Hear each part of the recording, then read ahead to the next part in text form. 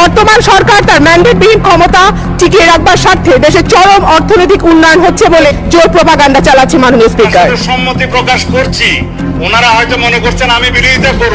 আপনারা বসেন। যতদিন এই অবৈধ সরকার ক্ষমতায় থাকবে ততদিন এইসব সমস্যা কমবে তো নাই, বাড়বে বরং। আমি একটি কারেকশন দিতে চাই। আমি তখন একটু ভুলভাবে উপস্থাপন করেছিলাম। সরকারের একটি গাইডলাইন অবশ্যই আছে। জাতীয় সংসদে ক্ষুব্ধ প্রতিক্রিয়া ব্যক্ত করেন সংসদ সদস্য রুমিন ফারহানা। মাননীয় স্পিকার, কর্মরত বহু নিরপরাধ মানুষ এবং তাদের পরিবারের জীবনের সংকট তৈরি করেছে এই সরকার। সংসদ অধিবেশনে প্রথম বক্তব্যে রুমিন ফারহানা ধুয়ে দিলেন বিএনপি দলকে। তার বক্তব্যে চটে গেলেন প্রধানমন্ত্রী। আমি একটি কারেকশন দিতে চাই। আমি তখন একটু ভুলভাবে উপস্থাপন করেছিলাম। সরকারের একটি গাইডলাইন অবশ্যই আছে। ঢাকা শহরে 1-2 ঘন্টা লোডশেডিং থাকে, কিন্তু গ্রামে সেটা 14 ঘন্টা পর্যন্ত গড়ায়। মন্ত্রীরা যখন সংসদে বক্তব্য দেন তখন তারা অবলীলায় বলেন বাংলাদেশে জ্বালানির কোনো ঘাটতি নাই। সংসদ সদস্য ব্যারিস্টার রুমিন ফারহানার বক্তব্য ঘিরে আবার উত্তপ্ত হলো জাতীয় সংসদ। দর্শক, এই দেশে খাম্বা আছে কিন্তু বিদ্যুৎ নাই, তেলের পাম্প আছে কিন্তু তেল নাই, এটাই কিন্তু বলেছে ব্যারিস্টার রুমিন ফারহানা সংসদে দাঁড়িয়ে। এবং সংসদে দাঁড়িয়ে ব্যারিস্টার রুমিন ফারহানা একের পর এক প্রতিবাদ করতেছে এবং সত্য কথা তুলে ধরতেছে। এবং এই দেশের মানুষ কিন্তু ভালো করেই জানে বিএনপি ক্ষমতায় আসলে কি কি সংকট পড়বে এবং কি কি করবে। কারণ বিএনপি যখন তার আগে ক্ষমতায় ছিল তখন কিন্তু বিদ্যুৎ থাকতো না এবং বাংলাদেশে চাঁদাবাজি, লুটপাট, সন্ত্রাসী অতিরিক্ত বেড়ে যেত। এবং এটাই কিন্তু এবারও হয়েছে। চাঁদাবাজি, লুটপাট, সন্ত্রাসী, বিদ্যুৎ সংকট, তেলের সংকট শুরু হয়ে গেছে। এবং ব্যারিস্টার রুমিন ফারহানা সংসদে দাঁড়িয়ে একের পর এক প্রতিবাদ করতেছে এবং সত্য কথা তুলে ধরতেছে, যা আপনারা এই ভিডিওটা দেখলেই বুঝতে পারবেন। তো দর্শক, এতক্ষণ দেখছেন ভিডিও শুরুতে শিরোনামের মাধ্যমে কিছু অংশ, এখন দেখবেন পুরো ভিডিও জুড়ে। তার আগে সবাই কাছে একটা অনুরোধ করব, যারা আমার চ্যানেল নতুন আসছেন অবশ্যই চ্যানেলটা সাবস্ক্রাইব করে দিবেন, পাশে থাকা বেল আইকনটি অল ক্লিয়ার করে বাজিয়ে দিবেন। তো দর্শক, চলেন একটা লাইক দিয়ে সম্পূর্ণ ভিডিওটা সবাই ধৈর্য সহকারে দেখতে থাকুন। গণতন্ত্রের পবিত্র ঘর বলা হয় যে সংসদকে, সেই কক্ষেই যখন সত্য উচ্চারণের মাঝপথে হঠাৎ স্তব্ধ হয়ে যায় মাইক্রোফোন, তখন বুঝতে হবে ডাল মে কুছ কালা হ্যায়। কোনো এক অদৃশ্য সুতোর টানে কি আজ জনপ্রতিনিধিদের কণ্ঠ রুদ্ধ করা হচ্ছে? কেন তেলের মাইলের পর মাইল লম্বা লাইনের প্রশ্ন তুলতেই বন্ধ হয়ে যায় স্পিকার? এটি কি এক গভীর ষড়যন্ত্রের নীল নকশা? আজ নিউজ বিডি লাইভের ইনভেস্টিগেটিভ ডেস্কে উন্মোচিত হবে সেই সত্য যা ক্ষমতার অলিন্দে ধামাচাপা দেওয়ার চেষ্টা চলছে প্রতিনিয়ত। রাজধানী ঢাকার রাজপথ যখন মাঝরাতেও জেগে থাকে, তখন সেই জেগে থাকা উৎসবের নয়, সেই জেগে থাকা হলো কয়েক ফোঁটা জ্বালানি তেলের জন্য এক অনিশ্চিত লড়াই। ব্যারিস্টার রুমিন ফারহানা যখন সংসদের ফ্লোরে দাঁড়িয়ে সেই ধুলো বালি মাখা দীর্ঘ লাইনের কথা বলেন, তখন তা কেবল রাজনৈতিক ভাষণ থাকে না, তা হয়ে ওঠে সাধারণ মানুষের আর্তনাদ। তিনি যখন সংসদে দাঁড়িয়ে স্মরণ করিয়ে দেন বিখ্যাত সেই প্রবাদ, কাদম্বরী মরিয়া প্রমাণ করিল যে সে মরে নাই, তখন আসলে তিনি রাজনৈতিক অস্তিত্বের এক কঠিন বাস্তবতাকে তুলে ধরেন। তিনি স্পষ্ট করে দেন, তেলের দাম বৃদ্ধিতে সাধারণ মানুষের নাভিশ্বাস উঠলেও সরকারের মসনদে যেন কোনো হেলদোল নেই।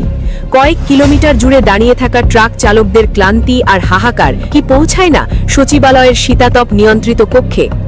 মন্ত্রীদের বয়ানে যখন শোনা যায় বাংলাদেশে জ্বালানির কোনো ঘাটতি নেই, ঠিক তখনই পেট্রোল পাম্পের সামনে দীর্ঘ লাইনের দৃশ্য এক বিদ্রুপাত্মক বৈপরীত্য তৈরি করে। একে কি আমরা সরকারের আত্মতুষ্টি বলবো, নাকি জনগণের সাথে এক নিষ্ঠুর তামাশা? যদি জ্বালানি পর্যাপ্তই থাকে তবে কেন 7টায় মার্কেট বন্ধের ফরমান? কেন অফিস আদালত 5 দিনের বদলে 3 দিনে নামিয়ে আনার পরিকল্পনা? এই স্ববিরোধিতা কি কোনো বড় বিপদের পূর্বাভাস দিচ্ছে না? সংসদীয় বিতর্কের এক পর্যায়ে যখন ব্যারিস্টার রুমিন ফারহানা সরকারের কাছে প্রশ্ন রাখেন, অকটেন বা ডিজেলের প্রকৃত মজুদ কতদিনের, পাম্পগুলো কেন শূন্য হয়ে আছে, ঠিক তখনই এক নাটকীয় মোড় আসে। মাঝপথেই তার মাইকটে নিস্তব্ধ করে দেওয়া হয়। ব্যারিস্টার রুমিন ফারহানার মাইক্রোফোন যখন এক অদৃশ্য নির্দেশে নিস্তব্ধ করে দেওয়া হলো, তখন সেই নিস্তব্ধতা ছিল বজ্রপাতের চেয়েও ভয়াবহ। কিন্তু সেই নিস্তব্ধতা ভেঙে দিয়ে সিংহের মতো গর্জে উঠলেন জামায়াতের আমির ডক্টর শফিকুর রহমান। সংসদের পবিত্রতা আর সদস্যদের মর্যাদার প্রশ্নে তিনি যা বললেন তা যেন ক্ষমতার মসনদকে এক মুহূর্তের জন্য কাঁপিয়ে দিল। তিনি স্পিকারের চোখে চোখ রেখে অত্যন্ত কঠোর ভাষায় স্মরণ করিয়ে দিলেন, এই সংসদ কোনো ক্লাব ঘর নয়, এটি দেশের সর্বোচ্চ সম্মানের জায়গা। যারা এখানে এসেছেন তারা জনগণের ভোট, ভালোবাসা আর অপরিসীম শ্রদ্ধা নিয়ে এসেছেন। কিন্তু যখন একজন সদস্য সত্য উচ্চারণ করতে গিয়ে বাধার সম্মুখীন হন, তখন সেই অপমান কেবল ব্যক্তির নয়, বরং তাকে ভোট দেওয়া লক্ষ লক্ষ মানুষের। ডক্টর শফিকুর রহমান অত্যন্ত নিপুণভাবে ট্রেজারি বেঞ্চের মুখোশ খুলে দিলেন। তিনি আক্ষেপ করে বললেন যে ট্রেজারি বেঞ্চের দায়িত্ব স্পিকারকে সহযোগিতা করা, তারা আজ সেই আসনকে কলঙ্কিত করছে। বারবার স্পিকারের অনুরোধ সত্ত্বেও সরকারি দলের সদস্যরা যেভাবে অঙ্গভঙ্গি আর হট্টগোল চালিয়ে যাচ্ছিলেন, তাকে তিনি বিবেকে আঘাত লাগার মতো দৃশ্য বলে অভিহিত করেন। যারা 4-5 বার সংসদ সদস্য নির্বাচিত হয়েছেন, তাদের কাছ থেকে এমন কুরুচিপূর্ণ আচরণ কি জাতি আশা করেছিল? আমিরের সেই বলিষ্ঠ প্রতিবাদ ছিল এক অমোঘ বার্তা। কণ্ঠরোধ করা যায়, কিন্তু বিবেকের তাড়নাকে স্তব্ধ করা অসম্ভব। জামায়াত আমিরের সেই তীব্র প্রতিবাদের রেশ কাটতে না কাটতেই দৃশ্যপটে আসেন তরুণ তুর্কি হাসনাত আব্দুল্লাহ। তিনি যেন ডক্টর শফিকুর রহমানের তোলা সেই প্রতিবাদের মশালটি আরও উঁচুতে তুলে ধরলেন। তিনি উন্মোচন করলেন এক প্রশাসনিক দেউলিয়াত্ব। কেন তারকা চিহ্নিত প্রশ্নগুলো, যা সরাসরি মন্ত্রীদের কাছে মৌখিকভাবে জিজ্ঞাসা করার কথা, তা কেবল টেবিলে জমা দিয়ে ধামাচাপা দেওয়া হচ্ছে? কেন সাংসদীয় কার্যপ্রণালী বিধি অনুযায়ী মন্ত্রীদের সামনাসামনি জবাবদিহিতার আওতায় আনা যাচ্ছে না? হাসনাত আব্দুল্লাহর মতে এটি একটি সুপরিকল্পিত মোনোলগ সেশন, অর্থাৎ এখানে কেউ শুনবে না, কেবল শাসক দল তাদের নিজের কথা বলে যাবে। মন্ত্রণালয়ের আমলারা যে বয়ান তৈরি করে দিচ্ছেন, মন্ত্রীরা কেবল সেই স্ক্রিপ্ট পাঠ করে নিজেদের দায় সারছেন। এটি কি জনগণের সাথে এক প্রকার ডিজিটাল প্রতারণা নয়? একজন সংসদ সদস্য যখন সম্পূরক প্রশ্ন করার অধিকার হারান, তখন আসলে ওই এলাকার হাজার হাজার মানুষের কণ্ঠস্বর চিরতরে হারিয়ে যায় ফাইলে। তেলের সংকট নিয়ে প্রশ্ন হোক কিংবা দ্রব্যমূল্যের ঊর্ধ্বগতি, সবই আজ লাল ফিতার দৌরাত্ম্যে বন্দী।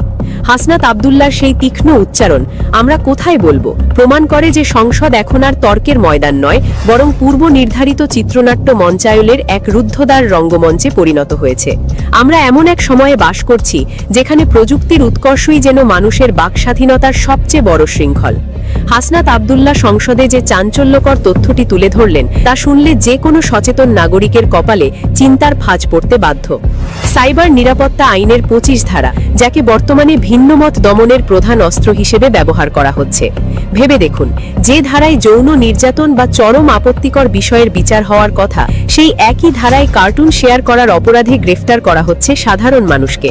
এটি কি আইনের অপপ্রয়োগ, নাকি এক সুপরিকল্পিত ভয়ের রাজত্ব কায়েম করার প্রচেষ্টা? দর্শক, আওয়ামী লীগ যখন ক্ষমতায় ছিল, বাংলাদেশের কোনো কিছু কিন্তু কমতি ছিল না, এবং আওয়ামী লীগ যাওয়ার পর থেকেই কিন্তু একের পর এক কমতি শুরু হয়ে গেছে, এবং বিএনপি ক্ষমতায় আসার পরে তেলের সংকট, কারেন্টের সংকট শুরু হয়ে গেছে, এবং এই দেশে চাঁদাবাজি, লুটপাট, সন্ত্রাসী বেড়ে গেছে, এবং শুধুমাত্র বিএনপি ক্ষমতায় আসার পর থেকে। তো দর্শক, আজকে এই পর্যন্ত রইল। পরবর্তী ভিডিও নিয়ে আবারও আসবো আপনাদের সামনে। সবাই ভালো থাকবেন, সুস্থ থাকবেন। সবাইকে আল্লাহ হাফিজ।